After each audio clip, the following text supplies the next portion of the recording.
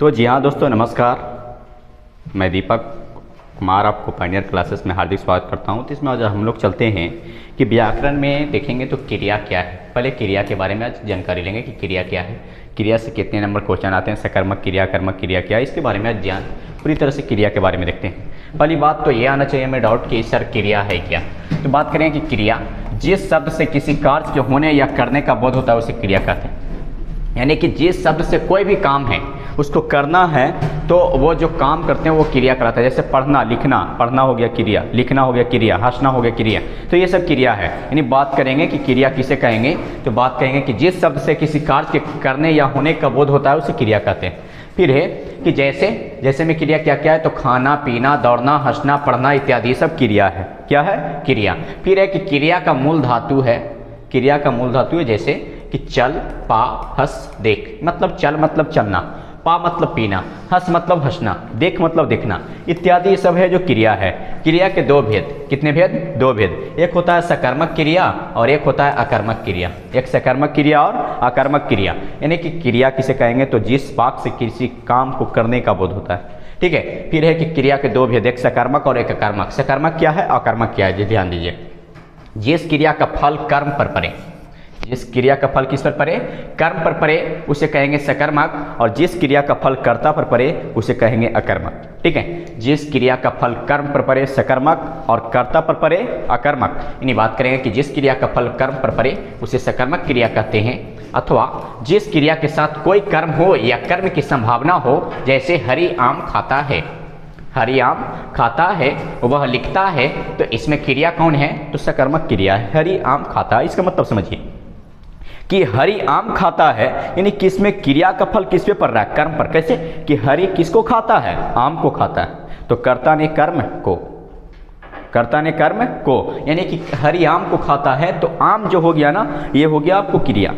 ठीक है। लेकिन खाना हो गया क्रिया, लेकिन आम हो गया सकर्मक क्रिया। ठीक है, ध्यान दीजिए। फिर है कि अकर्मक क्रिया क्या है, यानी जिस क्रिया का फल कर्ता पर पड़े उसे अकर्मक क्रिया कहते हैं। जैसे बालक सोता है, तो किसने सोता है? बालक ने सोता है। सोना, रोना, बाबू सोना, हंसना, ये सब आ जाएगा आपको क्रिया में। यानी बात करेंगे कि अकर्मक क्रिया और सकर्मक क्रिया। जिस क्रिया का फल कर्म पर पड़े वो सकर्मक, और जिसका क्रिया का फल कर्ता पर पड़े अकर्मक ऑब्जेक्टिव में आएगा, ध्यान रखिए। फिर है कि कुछ और प्रमुख क्रियाएं हैं कि सहायक क्रिया। सहायक क्रिया ये है क्या, जो ध्यान रखिए। यानी बात करेंगे कि मुख्य क्रिया के अर्थ को स्पष्ट करने में जो क्रियाएं सहायक होती है उसे सहायक क्रिया कहते हैं। यानी कि मुख्य क्रिया के अर्थ को स्पष्ट करने में जो क्रियाएं सहायक होती है उसे सहायक क्रिया कहते हैं। वह खाता है, मैंने पढ़ा था, तुम जा रहे हो, इसमें क्या क्या है सकर्मक, जो समझिए कि है ये सकर्मक। ठीक है। था सकर्मक, रहे हो सहायक क्रिया, ये सब सहायक क्रिया है। वह खाता है, मैंने पढ़ा था, तुम जा रहे हो। अब पूछ देगा कि हम लोग परीक्षा देने जा रहे हैं, तो इसमें सकर्मक क्रिया कौन है? सहायक क्रिया। तो हम लोग परीक्षा देने जा रहे हैं, तो ये में रहे हैं हो जाएगा सहायक क्रिया। अब है कि हम लोग पटना से आएंगे, तो ये में आएंगे हो गया सहायक क्रिया। ध्यान रखिएगा कि लास्ट वाला है, था, जा, यानी रहे हो, ये सब सहायक क्रिया है। यानी बात करेंगे कि स्पष्ट करने में जो क्रियाएं सहायक होती है उसे ही बोलेंगे सहायक क्रिया। फिर आगे है जो ध्यान रखिए कि प्रेरणार्थक क्रिया क्या है। प्रेरणार्थक क्रिया यानी जिन क्रियाओं से इस बात का बोध हो कि कर्ता स्वयं कार्य न कर किसी दूसरे से करने के लिए प्रेरित करे। यानी कि जिन क्रियाओं से इस बात का बोध हो कि कर्ता स्वयं कार्य को न कर किसी दूसरे से करने के लिए प्रेरित करता हो, वो प्रेरणार्थक क्रिया कहलाता है। क्या कहलाता है? प्रेरणार्थक क्रिया। जैसे पढ़वाना, पढ़वाना हो गया प्रेरणार्थक क्रिया, लिखवाना हो गया प्रेरणार्थक क्रिया, उठवाना हो गया प्रेरणार्थक क्रिया। फिर ध्यान दीजिए, इसमें सामान्यतः वाना लगा रहता है। यानी कि अगर प्रेरणार्थक पकड़ना है, यानी प्रेरणार्थक के मतलब है कि किसी को कोई काम करने के लिए प्रेरित करना। जैसे एक गिलास पानी मंगवाओ ना, तो मंगवाना, हंसवाना, लिखवाना, दौड़वाना, ये सब हो गया। बाना लगा रहेगा ना, वो होता है प्रेरणार्थक। लास्ट में बाना लगा रहेगा।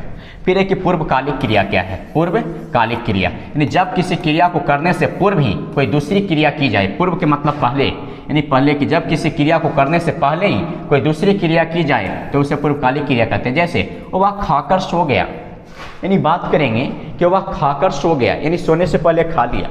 सोने से पहले क्या कर लिया?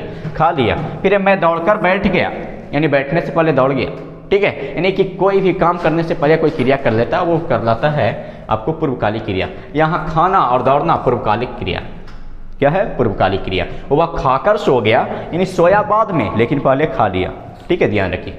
फिर है, तो इस तरह से क्रिया की बात आज समाप्त होती है। तो क्रिया ये है, तो क्रिया जितना शॉर्ट में बता रहे ना उतने को ध्यान रखना है, क्योंकि आपको एग्जाम बहुत नज़दीक है और इतना से ज़्यादा हम जानते हैं कि नहीं आएगा। तो धन्यवाद।